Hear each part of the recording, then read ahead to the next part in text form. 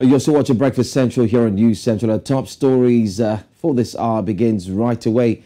Let's stay in Nigeria, in West Africa to be precise. Labour Party presidential candidate is in the news. You saw it in the newspapers and the likes. Mr. Peter Obi was last week detained in London by the United Kingdom immigration officials for alleged impersonation. According to head of the Obi Dati media team, Diron Onifade, the LP presidential candidate in the February 25 presidential poll arrived at the Heathrow Airport in London from Nigeria on Good Friday, April 7, 2023, and joined the queue for the necessary airport protocols when he was accosted by an immigration official who handed him a detention note. Well, in Diron's words, the high implication of the offense is that the impersonator could be committing all kinds of weighty crimes and other dubious acts, and it would be recorded in Obi's name, Onifade said. Now, he added that since the impersonator is still at large and Obi could be implicated in a series of forbidden acts and even be framed in a manner that could be a huge embarrassment to him, his family, his party, the obedient movement as well. Now, Onifade also recalled that Obi has been under all kinds of attack since the February 25th, 2023 presidential election, in which he put up an outstanding showing, coming third out of 18 contestants, as announced by the Independent National Electoral Commission, INEC. Well, joining us now is political analyst and one who has followed very closely the obedient movement as well. Naimeka Obiareri is here in the studios live with me. Thank you for being here. Thanks for having me. All right, so let's start off first.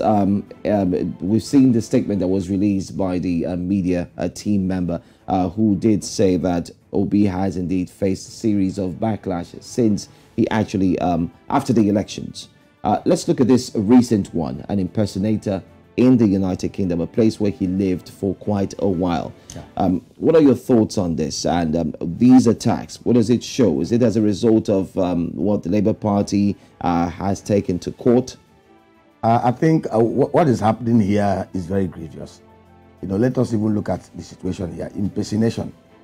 You don't impersonate somebody of obese status so lightly. It simply means somebody's kind of identity that represents P2B. And for such a person to have such identity, it must be something that is happening at the topmost level in Nigeria. The Nigerian passport is not something that can easily be faked. The Nigerian passport is not something that can be easily faked.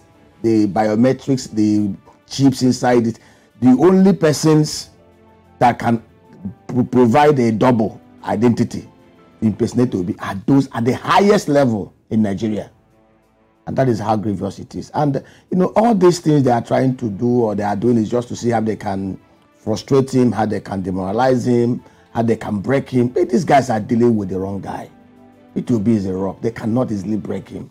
It's in a serious and the honest nation where things are done in the very transparent manner. By now, there should be high-level investigation. In fact, the whole apparatus, security apparatus in Nigeria should be at a high alert, investigating to find out how this happened.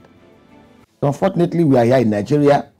Some people have said that this country is a crime scene, an active crime scene.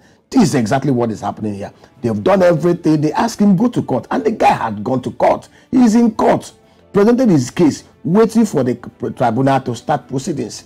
But they are not comfortable. Let me tell you, it's like an armed robber who stole your goods. You've discovered the goods that have been stolen. You've seen where it is hidden. And they in order not to make sure that you do not prove it, they will want to do everything to take you out. But I can tell you for sure that P2B is unbreakable. They can do whatever they can do. But I can tell you, this country, the fight is the fight for the soul of Nigeria. The fight is for this fight to save this country. KPM just came up with a report. 40% of our Nigerians are unemployed. And if you look at it clearly, in a country of 200 million people, we are looking at over 80 million Nigerians, mostly youths. It's a time bomb waiting to explode. And these are the same youths who make up the obedient movement. These are the same youths who support this man, who has promised them, based on track records, what he plans to do to redeem them. And, what is playing out today is what we see in fictional gangsterism books. Things you see in the playbook of the Pablo Escobars of this world. But I can tell you, P2B is unshaken. Well, you've said Peter Obi is unshaken, but you've also made mention of certain people who I wouldn't want to go in to ask who these people are that you are talking about, but let's also look at the fact that there are equally mentions or statements made from Peter Obi himself that, and also his camp, that he's being forced to leave Nigeria. See, there's nothing to pretend here. It's the APC government. Why? There's nothing. It's so clear. The APC did not win the election. The election... But the Independent National Electoral Commission... INEC selected who they wanted. See, the facts are there. See, there's on record, from November till January, the INEC chairman was very emphatic when it was rumored that they are not going to use the IRF portal to upload results. Preceding the presidential election, we saw elections in Ekiti, we saw in Osun, we saw in Anambra, and in each of these elections that preceded the February 25th election, results were uploaded real time, on time. And this guy, when it was rumored, when people got, feelers that they may be planning to, play games, the guy came on record. It's on record. If you go to the INEC Twitter page, you will see it there. The guy said, not only will they will upload real time. The same guy that gave us assurances captured on video now is the same guy that is going to court that to say that it is not mandatory that they must upload real time on time. Let me tell you, it's very clear. The P2B, based on their own select results, came third. Why are they not harassing the PDP guy that came second? Because they know, see, these things are psychological. The thief knows who owns the goods. And the thief will always want to see how he can oppress the person that owns the good. They know who won the election. So, Lai Mohammed, for the first time, he had been very silent. He went to the US, to the market P2B, to label him, for committing treasonable offense. That cannot be proved. This man had conducted himself in the noblest manner anybody can think of. He is one guy. In fact, the only person before him who has behaved the way he behaved was late President Yar'Adua, the good man. Yar'Adua came to power in 2007. Yar'Adua won that election, but he still believed that the election did not meet the fair, free, credible platform. And Yar'Adua promised to abide by the rule of law. He did not just say it. You could see the meekness. You could see the humility. You could see the soberness in Yar'Adua. Yar'Adua went ahead. First of all, he declared his assets openly. The first president to declare his assets publicly, and not of his wife. And it was about 800 million.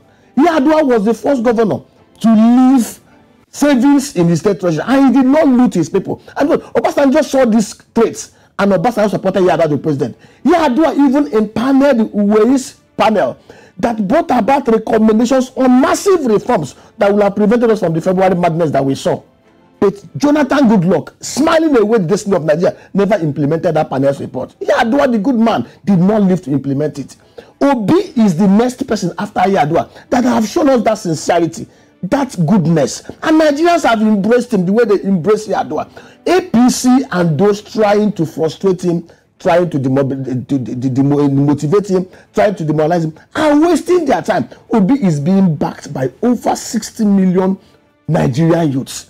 And these guys are not backing down. Remember, one of the things they accuse Nigerians of is that Nigerians, they have short memory. After 1 week, it filters away. Since February 25th, the movement keeps on ramping up. And I can tell you this, it's an existential battle. Nigerians are ready to go to any legal extent to make sure that the right things are done. And the right things must be done. Well, you talked about legal extent, and the case is what everyone is waiting for. Judiciary is indeed on trial, like many have said. But don't you think that we should look at it from a perspective that, as an observer,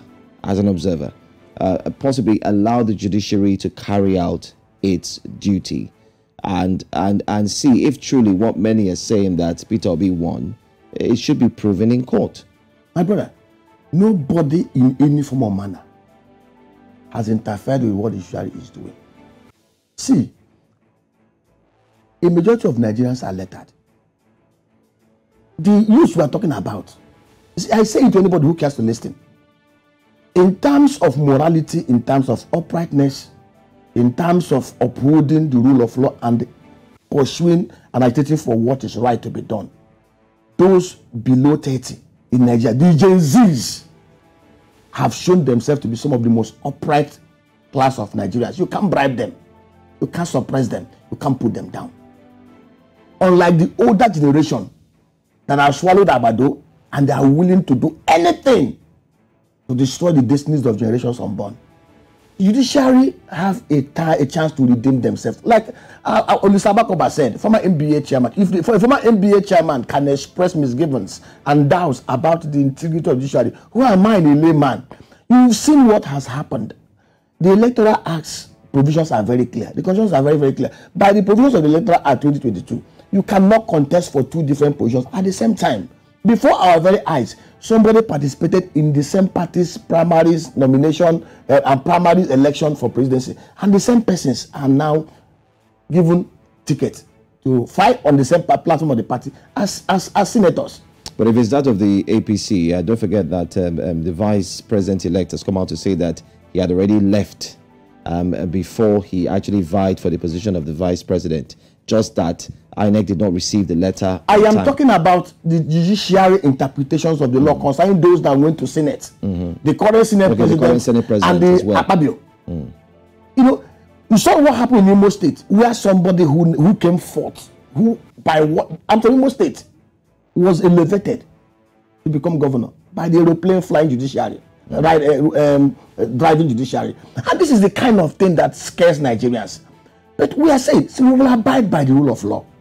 We will respect the sanctity of the judiciary. Let the judiciary go and do that. And I know these guys in the judiciary also, they have children, they have grandchildren, and I'm very sure they will redeem themselves. These things are as clear as black and white. We know the truth, and everybody knows the truth. Chimamanda Adichie, you saw his tweets. She wrote a lengthy epistle, a letter to Joe Biden. Go and look at that letter. That letter captured 100% succinctly what transpired throughout this period. But many have also said writing to Joe Biden does not in any way mean that it has any impact on the current political situation. America has great influence in midwifing democracy around the world. America is actually the number one democratic nation in the whole world. America is not perfect. What we are simply saying is that if we say we are mirroring our democracy in the order and nature of the presidential system in America, then we must do it the way it is done from where you cannot reinvent the wheel, you only modify the wheel. If you're borrowing something, you must do it the way or even better. What we saw on February 25th and March 18 was a caricature of what a democracy should be. What we saw was a clear case of outright criminality and manipulation across the landscape. All right, let's start to bring this conversation to an end very quickly, because we have another segment we need to go to. But the Labour Party is equally struggling with internal crisis. We do have APAPA and, of course, other factions who have come out to say they want a piece or a share of the running of the affairs of the Labour Party. Peter Obi is going through a lot. There's internal crisis, there's external crisis, and now there's impersonation, there's a court litigation, there's also calls for him to leave the country in very few minutes. Is there a possibility that Labour Party will be able to remain standing ahead of the end of judiciary? Labour Party will remain standing and will even work stronger. The Olodia Papa or whatever they call him is just an impostor, an agent of the APC sent in to destabilize the Labour Party. But did the APC mention that they sent in? Only we know what is happening. A lot of guys, I've been involved in this movement to know. See, even at the local government level, you see a lot of characters who do not believe in the 5 C's of the obedient movement, which is the new DNA of the Labour Party. And what are those 5 C's? Character, compassion, credibility, capacity, and competence. These guys still believe in the old ways of the PDP and APC of stealing, looting, and running away with people's mandates. So the Olodia Papa, whatever they call it, in fact, it's just a distraction. It's a storm in the teacup. He's still a member of the Labour Party. He was expelled in 2000 and some years back. So Labour Party has a new DNA, and that new DNA will make it grow stronger than it is today. All right. Well, we've spoken so deeply on this, and hopefully, with time, we'd like to see what will come out of that. Well, thank you so much for joining us. We really appreciate it. Thank you for having me, brother. All right.